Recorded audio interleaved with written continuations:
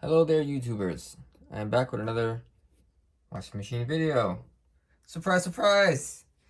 Don't worry, I will be trying to figure out some different types of content very soon. But today, we're gonna do something kind of cool. So, there's a guy that I watch, Lorraine Appliance and Furniture, very knowledgeable, washing machine repairman and other appliance repairman, I'm assuming. He's actually the one responsible for me choosing my LG washer, and I'm glad that I did. Thank you so much. But he brought up how the WM9000s have this humongous drum, 5.2 cubic feet to be exact, and one suspension rod at the back. Well, they're actually called shock absorbers, not suspension rods, and only two at front, whereas a lot of the other manufacturers have four. And he's absolutely right. Get quite a bit of movement without too much trying. And the shock absorbers are responsible for slowing the drum down when it's trying to balance itself out during the spin cycle.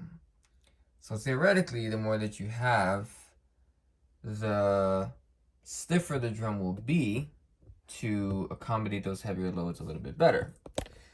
So I'm no super genius, but when I was in my machine replacing my shock absorbers, I noticed that at least the WM9000s have a place to install 2 additional shock absorbers. So today, we're gonna go in and we're gonna show you where they are and how to do the install. It's pretty easy. So if you look here, I don't know if you guys remember my other video where I showed you the design flaw. But yeah, I moved my drain pipe and then I wrapped it up in some foam so that it would reduce vibration, and now my drains are very quiet. That's what all that's about. And then I have it, zip tied down so that it doesn't go anywhere anymore. But if you look here, there's a place for a shock absorber install.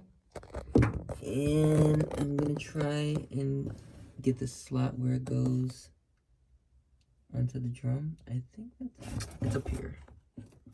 And there's, there you go, a connection into the drum to add another shock absorber. And then there's one over here. And you guessed it, there's a space for the shock absorber on that side as well. So when I saw this, I was like, oh, this is awesome.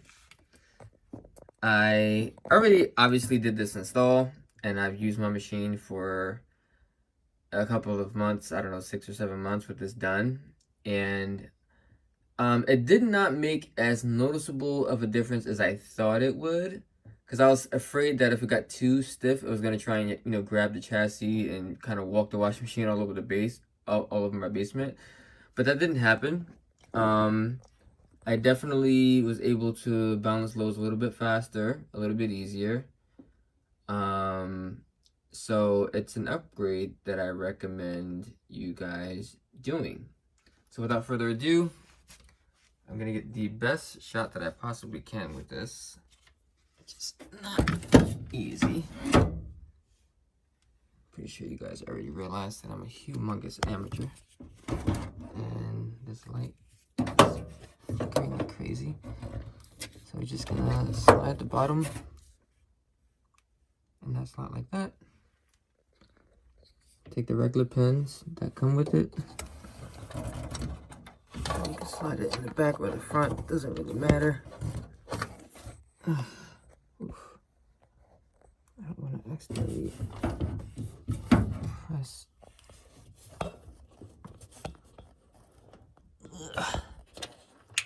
Until it clicks.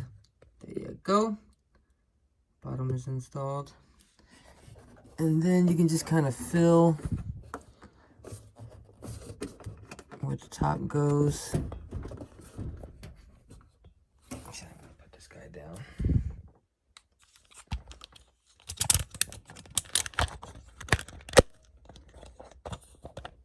Okay. You're just gonna fill around. You'll know where it has to go.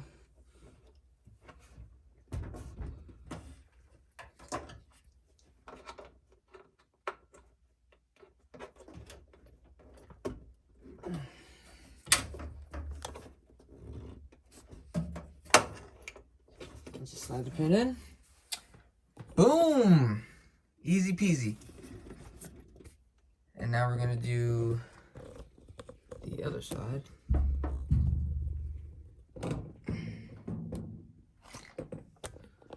I cannot see anything. Wait, out of the camera.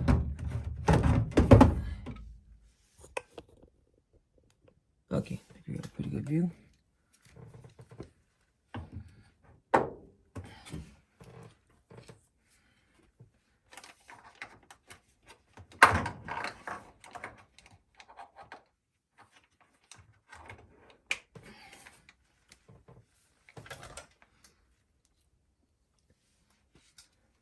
And same thing, just kind of, you'll fill the empty slot at the bottom of the drum.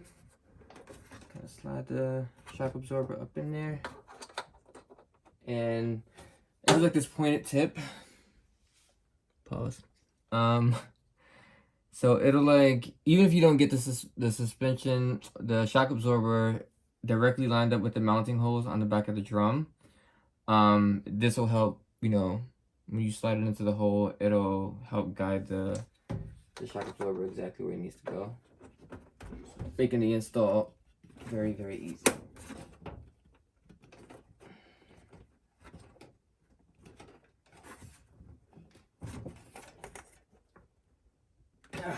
All right, gotta put a little bit of stank on it to get it in there, but it goes in.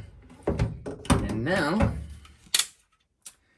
your WM9000 has three suspension rods, three shock absorbers, and a rear of your drum. And they are functional. They're not just sitting there for looks. And you have two in the front. And for you guys who really use this machine for what it's intended to do, and you load it up with your 10 to 12 bath towels or your week's worth of laundry, this should make a substantial difference in your machine's ability to get that load balanced and get the spin going. So I hope you learned something. I hope it is as cool for you learning about this as it was for me when I found out. And thank you guys for subscribing. I was not expecting the 30 that I have. And I'll see you guys on the next one. I have 2 left that I want to do. But they're going to be time consuming, and I work 7 days a week, so I don't have much time to do this. But I'm working on it. Thanks, guys. Later. One more thing. Do not forget to put this cover back on the back. It is much more important than keeping you from touching the motor and possibly ripping off your fingers, but it also has a lot to do with this machine's ability to keep the motor cool, because during a spin cycle, the motor's pushing out a lot of air, and it bounces off of this back onto the motor to cool itself down. And the only reason why I know this is because one time I left it off and it overheated. So yeah, put that back on.